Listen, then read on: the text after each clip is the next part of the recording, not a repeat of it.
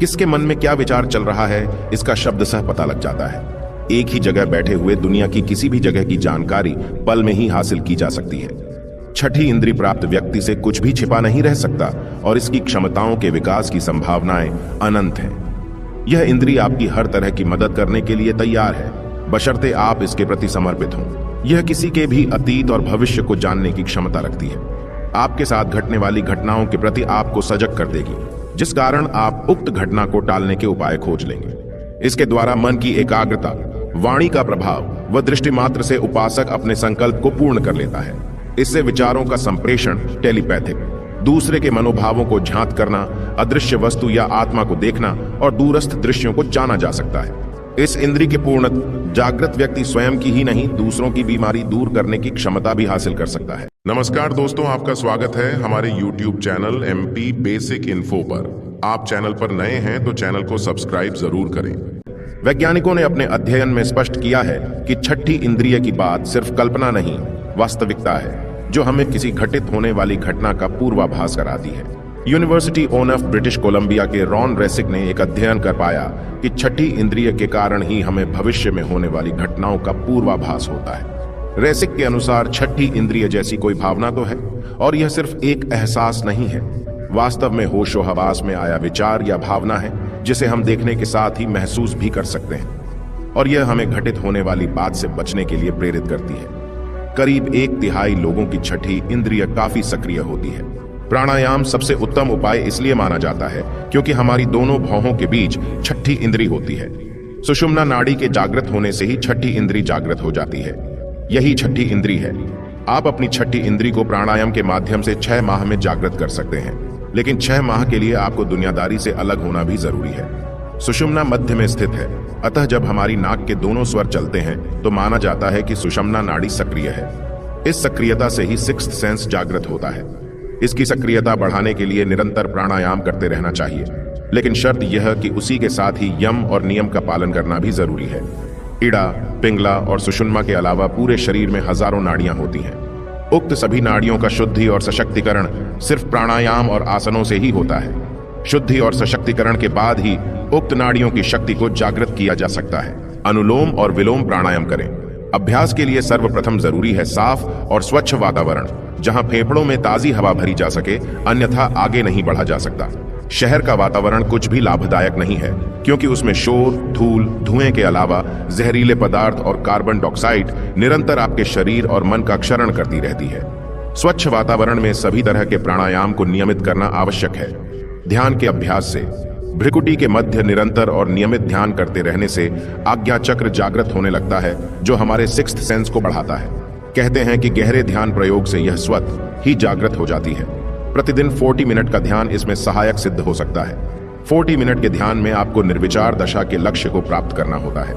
निर्विचार दशा का अर्थ होता है कि आपके मन और मस्तिष्क में ऐसे किसी भी प्रकार के विचार न हो जो आपको परेशान करते हों, मस्तिष्क को क्षति पहुंचाते हों।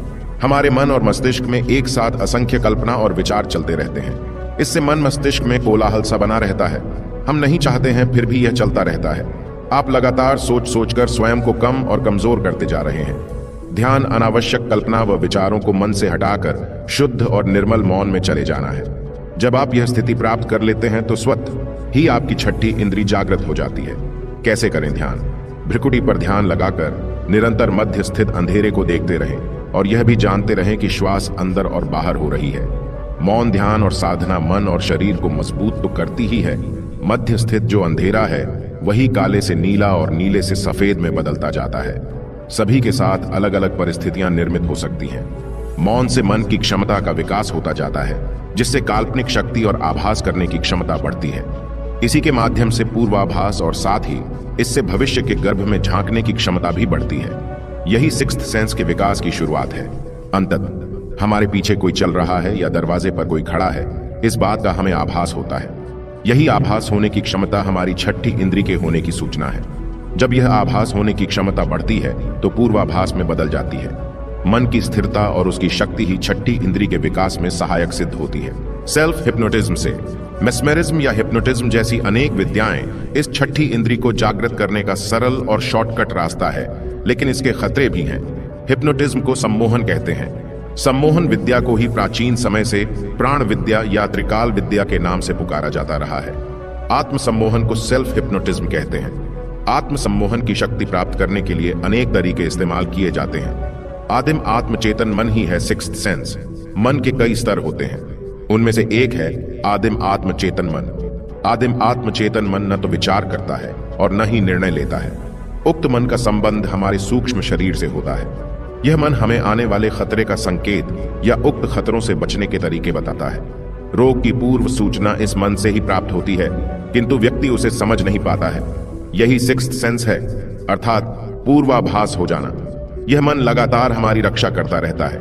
हमें होने वाली बीमारी की यह मन 6 माह पूर्व ही सूचना दे देता है, और यदि हम बीमार हैं तो यह हमें स्वस्थ रखने का प्रयास करता है। बौद्धिकता और अहंकार के चलते हम उक्त मन की सुनी अनसुनी कर देते हैं। उक्त मन को साधना ही आत्म सम्मोहन है। सेल्फ हिप्नोटिज्म कैसे करें? वैसे इस मन को साधने के बहुत से तरीके या विधियां हैं, लेकिन सीधा रास्ता है कि प्राणायाम और प्रत्याहार से धारणा को साधना। जब आपका मन स्थिर चित्त हो, एक ही दिशा में गमन करे और इसका अभ्यास गहराने लगे, तब आप अपनी इंद्रियों में ऐसी शक्ति का अनुभव करने लगेंगे जिसको आम इंसान अनुभव नहीं कर सकता। इसको साधने के लिए त्राटक भी कर सकते हैं। त्राटक भी कई प्रकार से किया जाता है। ध्यान, प्राणायाम और नेत्र त्राटक द्वारा आत्म सम्मोहन की शक्ति को जगाया जा सकता है। आत्म सम्मोहन की अवस्था में शरीर के जिस भी अंग में आपको रोग या दर्द हो, आप अपना ध्यान वहां लगाकर वहां सकारात्मक ऊर्जा का संचार कर उसकी स्वयं ही चिकित्सा कर सकते हैं। लगातार उसके स्वस्थ होते जाने के बारे में आत्म सम्मोहन की अवस्था में कल्पना करने से उक्त स्थान पर रोग में लाभ मिलने लगता है। यह मन स्वतः ही बताता है कि उक्त रोग में कौन सी दवा या चिकित्सा लाभप्रद सिद्ध होगी और इसका इलाज कैसे किया जा सकता है। अन्य तरीके, कुछ लोग अंगूठे को आंखों की सीध में रखकर, तो कुछ लोग स्पाइरल सम्मोहन चक्र, कुछ लोग घड़ी के पेंडुलम को हिलाते हुए, कुछ लोग लाल बल्ब को एकटक देखते हुए और कुछ लोग मोमबत्ती को एकटक देखते हुए भी उक्त साधना को करते हैं। लेकिन यह कितना सही है यह हम नहीं जानते। त्राटक क्रिया से भी इस छठी इंद्री को जागृत कर सकते हैं। जितनी देर तक आप बिना पलक गिराए किसी एक बिंदु, क्रिस्टल बॉल, मोमबत्ती या घी के दीपक की ज्योति पर देख सकें, देखते रहिए। इसके बाद आंखें बंद कर लें। कुछ समय तक इसका अभ्यास करें। इससे आपकी एकाग्रता बढ़ेगी और धीरे धीरे छठी इंद्री जागृत होने लगेगी। सावधानी, त्राटक के अभ्यास से आंखों और मस्तिष्क में गर्मी बढ़ती है, इसलिए इस अभ्यास के तुरंत बाद नेति क्रिया का अभ्यास करना चाहिए। आंखों में किसी भी प्रकार की तकलीफ हो तो यह क्रिया ना करें। अधिक देर तक एक ऐसा करने पर आंखों से आंसू निकलने लगते हैं। ऐसा जब हो तब आंखें झपकाकर अभ्यास छोड़ दें। यह क्रिया भी जानकार व्यक्ति से ही सीखनी चाहिए, क्योंकि इसके द्वारा आत्म सम्मोहन घटित हो सकता है। खुद के आभास और बोध को बढ़ाएं।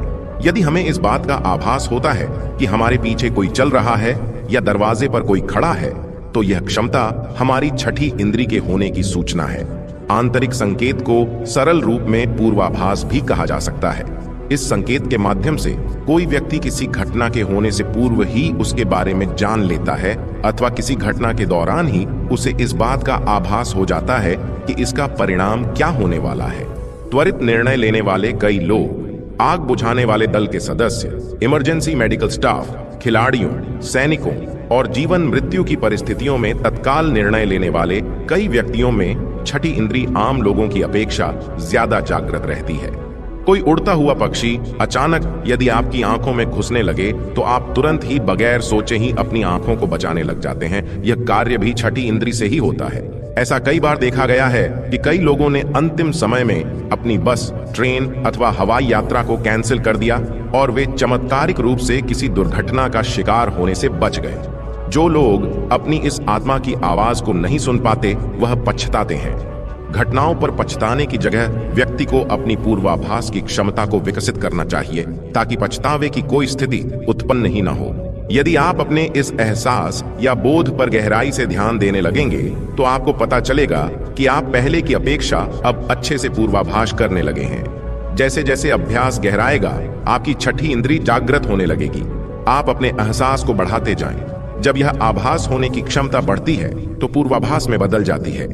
मन की यह स्थिरता और उसकी शक्ति ही छठी इंद्री के विकास में सहायक सिद्ध होती है। दोस्तों, वीडियो को यहीं समाप्त करते हैं। यदि वीडियो अच्छा लगा हो तो चैनल को सब्सक्राइब और वीडियो को लाइक जरूर करें।